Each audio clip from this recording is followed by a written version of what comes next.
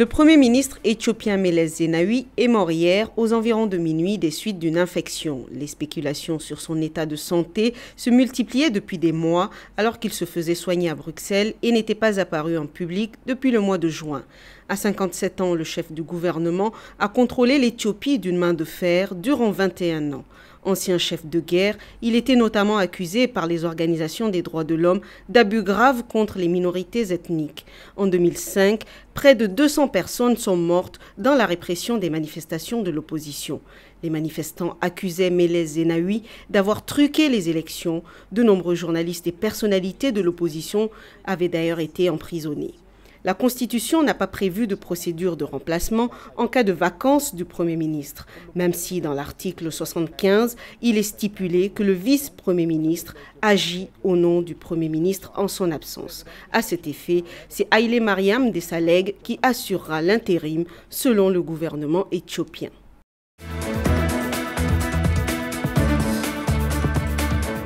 Les responsables des affrontements du 15 août dernier entre les forces de l'ordre et les partisans d'André Mba-Obam dans le 2e arrondissement de Libreville devront répondre de leurs actes devant la justice.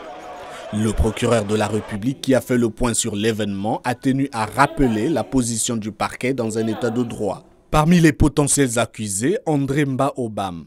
De retour le 11 août de Paris, après 14 mois d'absence en raison de santé, le responsable du principal parti de l'opposition gabonaise est accusé d'avoir organisé la rencontre avec ses compagnons politiques.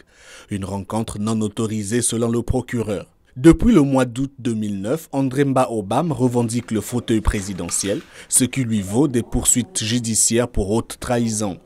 Les troubles dans la capitale gabonaise auraient fait un mort, de nombreux blessés et des dégâts matériels. Le chef de l'État gabonais a dans son adresse à la nation déclaré que les auteurs de ces actes ne resteront pas impunis. La compagnie d'exploitation de la mine de platine de Marikana passe à l'apaisement après les menaces de licenciement de tous les grévistes qui n'iraient pas travailler ce mardi. La direction avait appelé les grévistes à retourner à la mine ce matin au lendemain d'un premier ultimatum resté sans effet. Elle reconnaît désormais que les ultimatums enveniment le conflit. Nous avons dit dans l'ultimatum que nous avons émis que nous n'exécuterons pas cet ultimatum pour un retour aujourd'hui. La revalorisation des salaires, source du conflit, n'a pourtant pas été évoquée lors de la première rencontre entre les syndicats et la direction. Les mineurs réclament en effet le triplement des salaires de 400 à 1200 € par mois. Toujours sous le choc, plus de 3000 grévistes étaient encore rassemblés sur la colline de Marikana, non loin du lieu de la fusillade sanglante de jeudi dernier. La police avait ouvert le feu sur les mineurs, faisant 34 morts et 78 blessés. Je pense que cette semaine, ils ne vont pas reprendre le travail parce que les victimes ne sont pas encore enterrées et d'autres personnes ne savent pas encore si un de leurs proches est mort. La semaine des deuil national décrétée à la suite des événements par le président Zuma a commencé hier. Des drames dont les circonstances restent encore floues et vite devenues politiques. Nous demandons une commission d'enquête judiciaire. Nous avons fait cette demande parce que nous voulons que tout soit examiné. Il n'est pas clair si le président instaurera une commission d'enquête judiciaire ou pas. Les événements de Marikana sont les pires massacres policiers depuis la fin de l'apartheid en 1991. Un débat extraordinaire a eu lieu ce mardi à l'Assemblée nationale au Cap. Ce n'est pas la première fois qu'Awad Tungut porte sa mère sur son dos. 7 mois plus tôt, il a dû fuir les combats dans leur village près d'une île bleue au Soudan avec toute sa famille.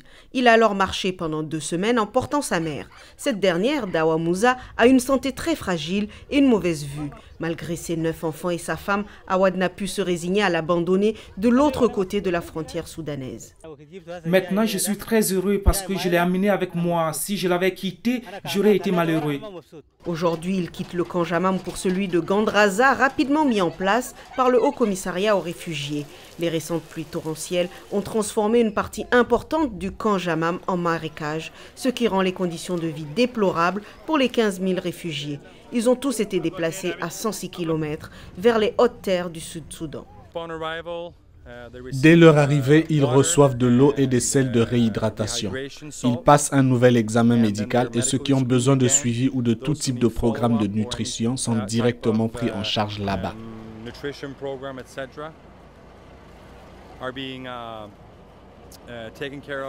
Le poste de santé prévoit un service de nutrition ambulatoire pour les mères et les enfants souffrant de malnutrition. Une unité de traitement contre le choléra est prévue. La maman d'Awad a pu être examinée par les médecins du HCR.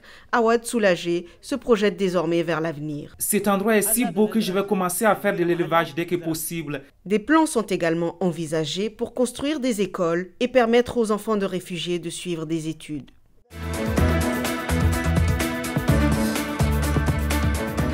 C'est sous le thème Mbote Sourié, Bonjour Sourié en français, que Kinshasa accueillera du 12 au 14 octobre prochain le 14e sommet de la francophonie. Pour ce grand rendez-vous, la ville se pare petit à petit de ses plus beaux vêtements. Il y a un grand travail qui est en train d'être fait. Nous l'avons commencé, ce n'est pas seulement pour la francophonie, c'est notre rôle régalien d'assainir la ville. Des diaporamas projetés sur la grande place de la gare centrale donnent d'ores et déjà un aperçu du potentiel de la ville.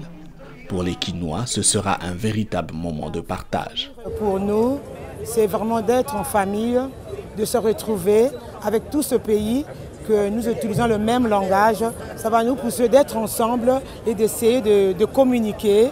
Pour la municipalité, le 14e sommet est aussi une occasion d'ouverture aux autres cultures. Ça nous permettra de faire des jumelages, par exemple, avec les communes d'autres pays de la francophonie. Je crois, pour moi, au sein de la commune, je crois que c'est vraiment un apport pour moi. Malgré la polémique sur l'organisation du sommet par le Congo, plusieurs chefs d'État et membres de pays francophones sont attendus à Kinshasa. Lors de sa dernière visite dans la capitale congolaise, la ministre française déléguée à la francophonie, Yamina Benguingui, préconisait de donner une chance à la RDC.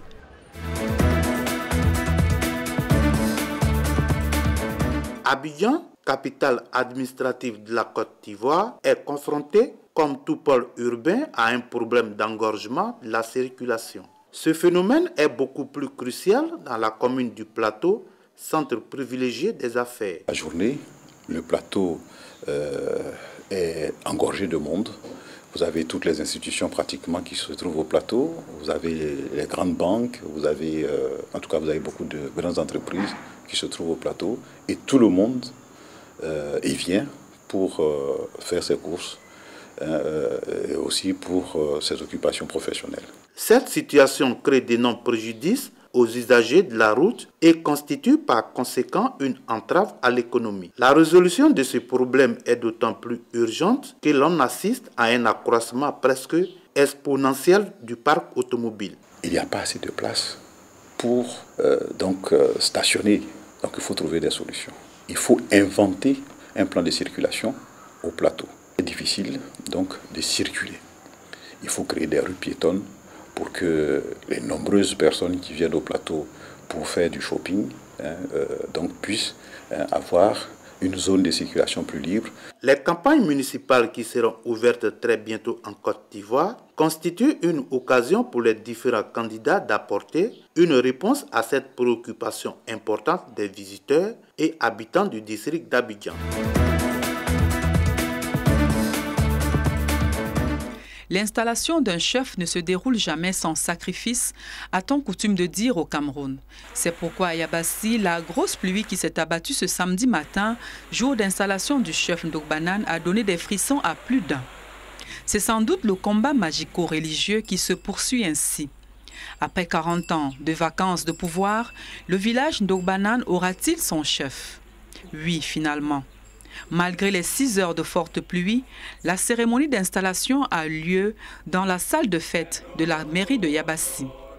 En réalité, l'aspect magico-religieux s'est déroulé la veille. On a parlé aux ancêtres. Ils nous ont écoutés, même comme nous ne les avons pas vus et ils nous voyaient. On a mangé en donnant leur part. Et au sortir de là, avec la cloche, nous avons fait une marche royale jusqu'au domicile d'un plus proche Ndogbanan. 30 ans de vacances de pouvoir. Le village Ndogbanan a donc son chef et le sous-préfet qui procède à l'installation officielle lui précise également ses attributions. Un chef traditionnel est le guide de toute une communauté.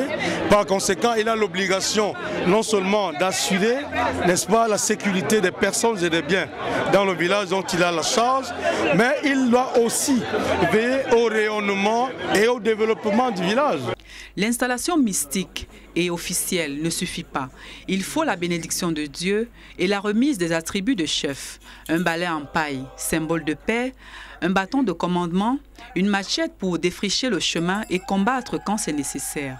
Le nouveau chef a lui-même une idée précise de ses priorités. En fait, elle s'impose à lui. Ma première priorité consiste à construire une chefferie dans mon village, avec le concours de mes élites. Le nouveau chef devra donc relever le défi de mettre fin à l'exode rural et encourager la jeunesse à rentrer au village pour occuper ses terres.